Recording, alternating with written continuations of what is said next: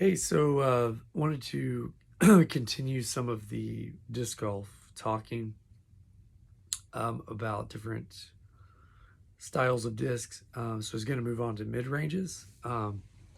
So I don't really have a ton of mid ranges. Really, I've had a few that have been in the bag a while. Some that were recently added. Um, and then one that I had been without for a while that I reintroduced to the bag within the last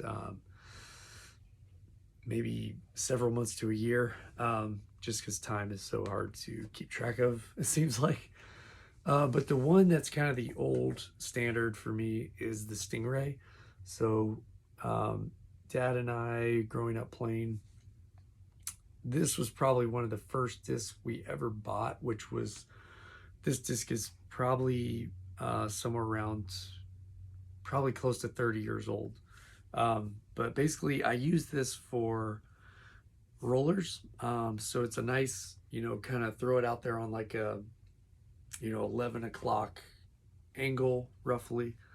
If you wanted to actually fly a little more first, you probably don't want to start that steep, but because this thing is pretty flippy, like of course, it didn't used to always be that way, but over the years.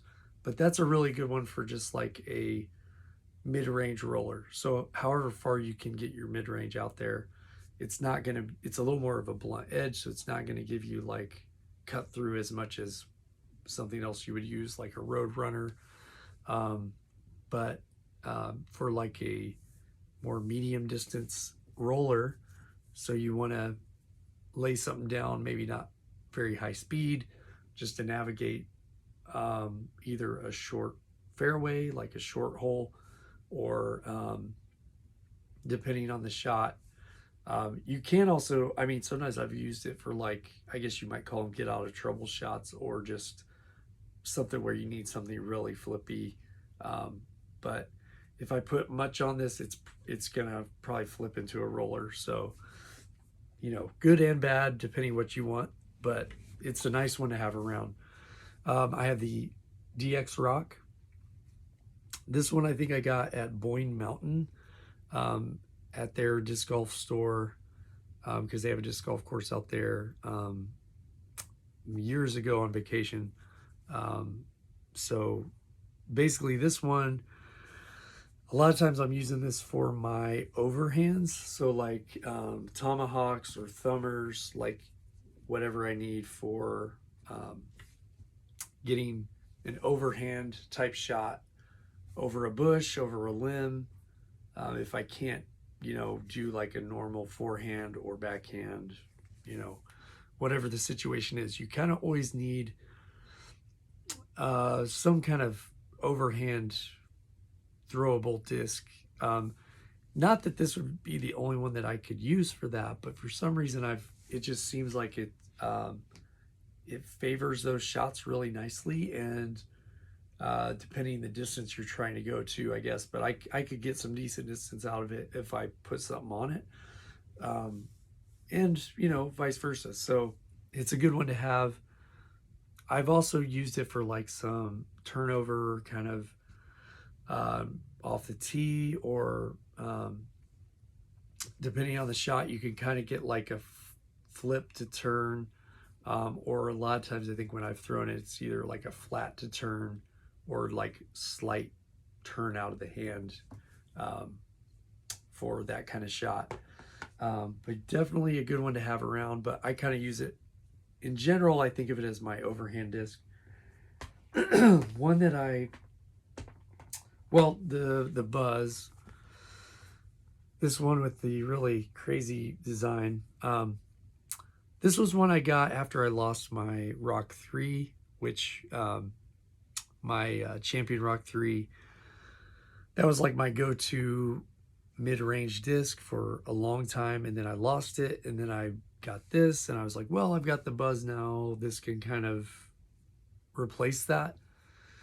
But I never really got to the same level of ease of use with it as I did with the Rock 3, where I can throw this disc decently well, but it hasn't really clicked for me like the Rock 3 did. But it is a good, like, pretty neutral disc. I think the weight on it, um, that says 173 to 174. To me, it does not feel that heavy, and I'm forgetting now. Um, but it's basically a little flippy. Like if I power on it at all, it's gonna turn. If I kind of ease up or definitely shade in some hyzer, and don't maybe kill it, you can definitely get some nice, you know, trajectory out of it and a good like mid-range hole, short hole. Um, but I never quite clicked with that as well.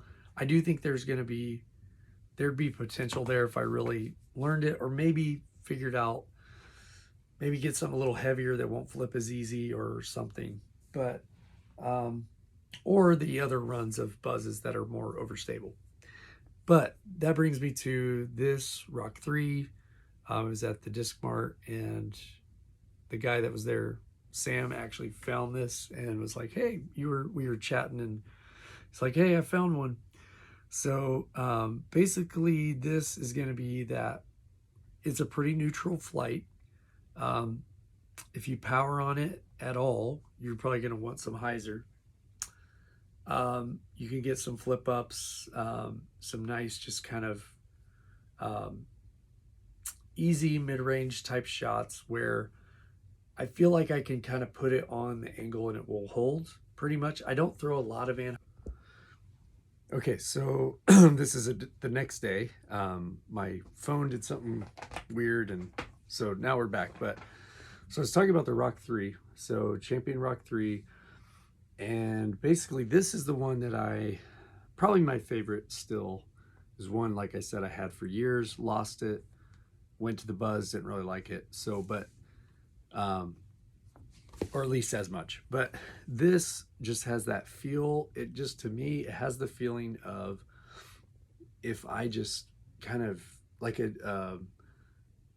not really like a frisbee toss, but it's like the disc that you just take, and if you just don't kill it and you just give it a nice a little something, but not, depending on the distance you're trying to go.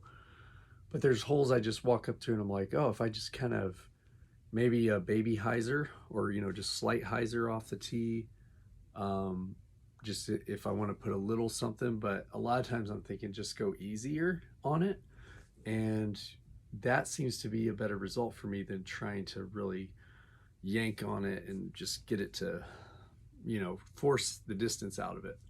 So but yeah, just a great disc. I feel like you can pretty much put it on whatever angle you want. A lot of times I'm probably throwing flat or with at least slight hyzer, because I'm not really usually trying to flex this much, or I don't even throw a ton of forehands with it. I guess depending on the occasion, I might, but a lot of times it's a backhand dominant, and just an easy kind of disc that I feel like it's the one I'm probably gonna grab most often for most of the general shots. But again, context, which brings me to the next one, MVP deflector. This is what people refer to as a meat hook, basically.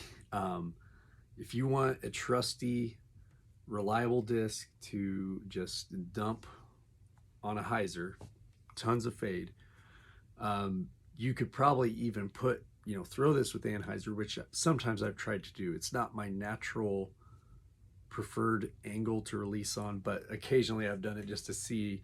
And you can flex it, but I mean, you've got to must have to have a lot of power to get much distance out of it. But if you throw flat, if you put any touch of hyzer on it, you're going to be dumping out pretty quick. But if you try to release it flat or even slight ante, depending what you're trying to do, anhyzer, then you could potentially get more distance and get like a nice flex, because it's always going to reliably fade pretty hard. And bonus out of this is it's a good, it skips quite a bit depending, of course, how much hyzer it's landing with, but pretty good for skips. You know, if that's what you're going for, like skip shots, I've used it for that with success. You get a nice big flare out of it, you know, depending again on your angle and if you've mastered that throw. Also, I also use this for forehand rollers. Like if you want to hold a line for like without it flipping, or you know, that's something more understable would do. This is going to hold that line. Like I used this at a park recently I was playing at, where I kind of was limited in my throw because I had a big tree stump right here, and it was even hard to like straddle out enough to like do a forehand. I was debating about an overhand throw, but it was kind of going up and up to the right. So I was like, okay, if I just land this, and it worked out pretty nice. Didn't quite get all the way to the hole, but it was still a decent throw. But this disc is pretty true for that. So it's not just going to flip over on you, especially, I mean, you can kind of choose your angle, and if you release and toss that out there, it's kind of like I'm kind of throwing it a lot of times more of a straight or with some cut, depending what angle I'm trying to do, versus like an actual forehand that turns into a roller. So not to confuse the two. But the last one, at least, it's not the exact last of my mid-ranges, but the one that I'm bagging right now, I bought this off a buddy, Mako 3, of course, by Innova, or I'm sorry, Mako, not Mako 3. But my first Mako to have, it also is a glow disc, but this is a nice one for, you know, if you power on it, or of course if you put Annie on it, but it's gonna be more of a hold right disc, or like a flip up. I used this, actually the park that I was playing at, I bought it off my buddy, and I did like a flip up shot, kind of going through a gap that goes down into a bowl and comes back up to the basket. And I missed the line a little bit, but it did pretty much what I was envisioning it to do, which was basically kind of turn into that gap, essentially. Instead of throwing, I could have thrown a forehand probably through there, but I was like, no, I kind of want to try this, see if it'll turn, and it will. So I need to do this, throw this a lot more, but I think flat with power, it's definitely going to turn. And then if you put enough hyzer on it, I think it's going to be a pretty good hyzer flip disc, or like a flat to turn, like or hyzer flip to maybe late turn or something like that. But yeah, I think this is going to be, I really liked the feel of it when I tried it.